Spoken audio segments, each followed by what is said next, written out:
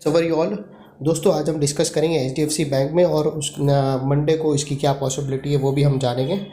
दोस्तों, आप जैसा कि देख सकते हो HDFC बैंक एक बड़े ही रेंज के अंदर ही लॉन्ग टाइम से प्ले कर रहा है। ये तो उसकी बड़ी रेंज है, वो बेसिकली यही रेंज की ही अंदर मार्केट चल रहा है HDFC बैंक। जबकि अगर आप देखो तो रिलायंस, निफ्टी, ICICI बैंक, उन लोग का अगर चाप देखो तो वो ये साइड उन लोग का चल रहा है, नीचे के साइड, यानी वो बहुत करेक्ट हो गए रिलायंस, निफ्टी, उन लोग।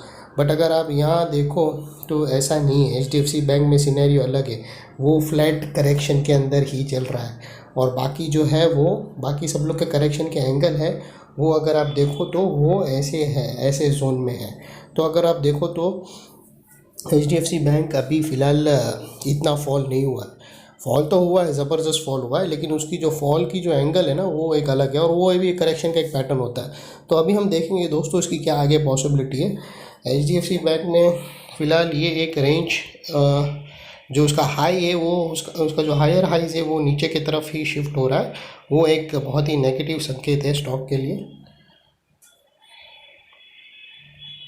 जैसा कि आप देख सकते हो ये जो हायर हाइज है वो नीचे की तरफ शिफ्ट हो रहा है। जब तक ये एरिया के आसपास आए आप कभी भी आपको कोई सेलिंग अपॉर्चुनिटी मिले ये एरिया के आसपास, ये जो एरिया है, जब कोई भी नेगेटिव कैंडलस्टिक पैटर्न बने आप उसको शॉर्ट कर सकते हो, ये आपका बेनिफिट अच्छा रहेगा। अभी दोस्तों हम देखते हैं इसके अंदर क्या आगे पॉसिबिलिटी है।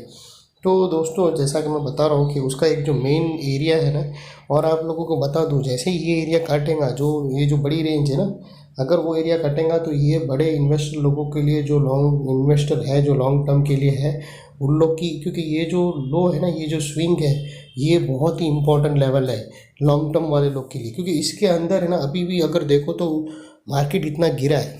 मार्केट अगर तुम देखो ना तो हर कोई यही बोल रहा है कि मार्केट नेगेटिव फेज़ में आ गया है ऑलरेडी, और वो बात सही है।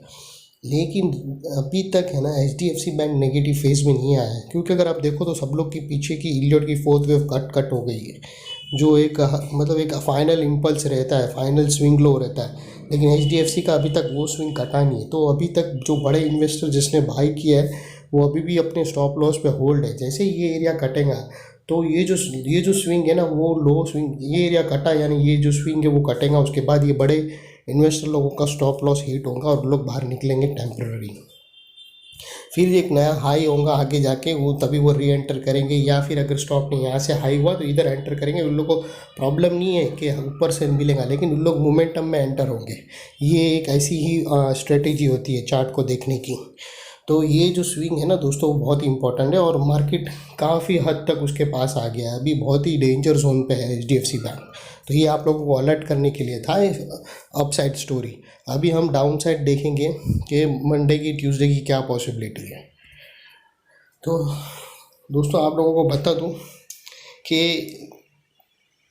अभी अगर समझो मार्केट और भी नीचे गिरेगा ना तो उसका एक ये एरिया है जो सपोर्ट का काम करेगा, वो है अराउंड 1585, और वो अभी क्लोजिंग आई है 1588 पे है और 84 पे उसका एक सपोर्ट है। अगर वो सपोर्ट ब्रेक होगा तो उसके नीचे जो फाइनल सपोर्ट है, वो जो मैं बताया था स्विंग, वो जो स्विंग के एरिया के पास है, उसके बाद जो फाइनल सपोर्ट है 1568, ये ब्रेक हुआ यानी समझ लेना कि बड़े लोगों का स्टॉप लॉस हिट हुआ, इन्वेस्टर लोगों का स्टॉप लॉस हिट हुआ कैश में।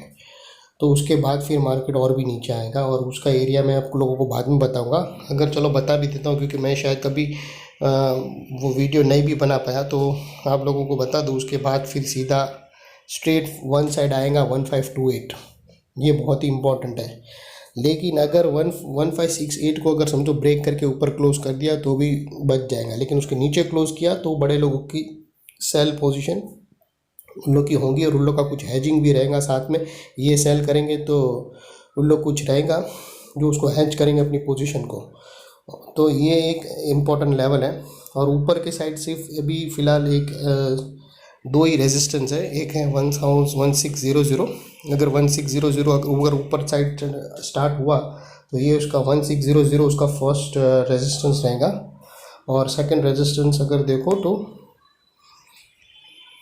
वो फिर उसका एक गैप आएगा। लेकिन बहुत ही रेयर केस है ये गैप फिल करने की, क्योंकि लगता नहीं है कोई हालत में, जो हिसाब से मार्केट की सिचुएशन है तो दोस्तों ये इंपॉर्टेंट लेवल है।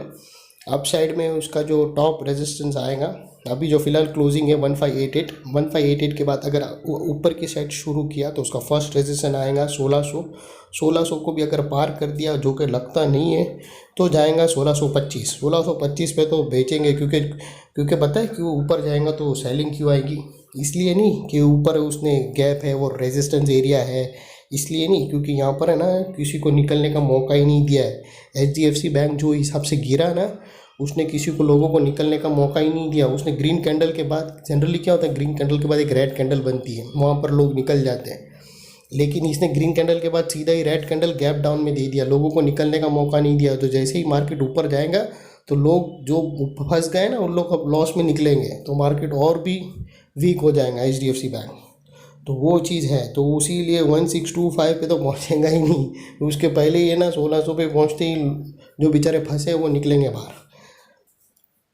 और ऑप्शन डेटा कुछ भी बोले दोस्तों, हमेशा याद रखना, ऑप्शन डेटा और चार्ट डेटा अगर सेम है तो ठीक है।